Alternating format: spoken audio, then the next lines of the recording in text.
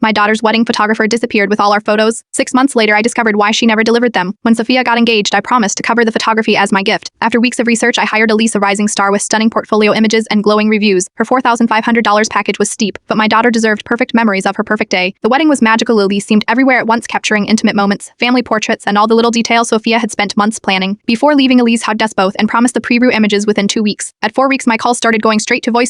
Her Instagram, once updated daily, went silent. Emails bounced back. By month 3, we accepted the devastating truth. We had been scammed. No photos, no refund, no explanation. Sophia was heartbroken. "Mom, I don't care about the money," she sobbed. "I just want to see Dad walking me down the aisle one more time." My ex-husband had been diagnosed with early onset FNAS just months before the wedding. The photos weren't just memories. They were precious moments we might never experience again. I filed police reports and complaints with every consumer protection agency. Nothing helped. Elise had vanished. Then last week, 6 months after the wedding, I received a plain manila envelope. No return address. Inside was a thumb drive and a handwritten note. "I am sorry. These belong to your family." With trembling hands, I plugged it in. There they were, over 3,000 stunning images of my daughter's wedding day. Every smile, every tear, every dance. My ex-husband's face as he saw Sophia in her dress for the first time. The moment he kissed her cheek before giving her away. But why now? What happened to Elise? The answer came 3 days later when a young woman called me from an unfamiliar number. "Mrs. Reynolds, this is Caitlin, Elise's sister. I found your address in her files." She explained that the day after Sophia's wedding, Elise had been in a catastrophic car accident, traumatic brain injury, months in a coma. When she finally woke up, she couldn't remember the past year of her life. The doctors said her memories might never fully return, Helen explained. But 2 weeks ago, she suddenly remembered a wedding, your daughter's wedding. She was frantic about the photos, saying a father with Siemens needed to see his daughter as a bride. Elise had spent her first days of consciousness editing our photos from her hospital bed, working through splitting headaches and double vision. "She made me promise to deliver them anonymously," Fallon said. She was too ashamed of disappearing, even though it wasn't her fault. "Yesterday, I visited Elise at the rehabilitation center. When I walked in with a bouquet of flowers, she didn't recognize me. 'I am sorry,' she said. 'Do we know each other?' I showed her my phone, a slideshow of Sophia's wedding photos. 'You took these,' I said, 'and you fought through unimaginable circumstances to make sure we got them.' Her eyes filled with tears. 'They're beautiful. I took these, you did, and my husband has looked at them every day since they arrived. Sometimes he remembers the wedding, sometimes he doesn't, but these photos always make him smile.' Before leaving, I handed her an envelope, a check for the remaining balance I had withheld, plus a bonus. She tried to refuse. 'You already paid enough,' I insisted. Not with money, but with determination. Some memories are worth fighting for, even when they're not your own. Sometimes the people who disappoint us most have stories we couldn't begin to imagine, and sometimes the most precious wedding gift isn't delivered on the big day, but exactly when it's needed most.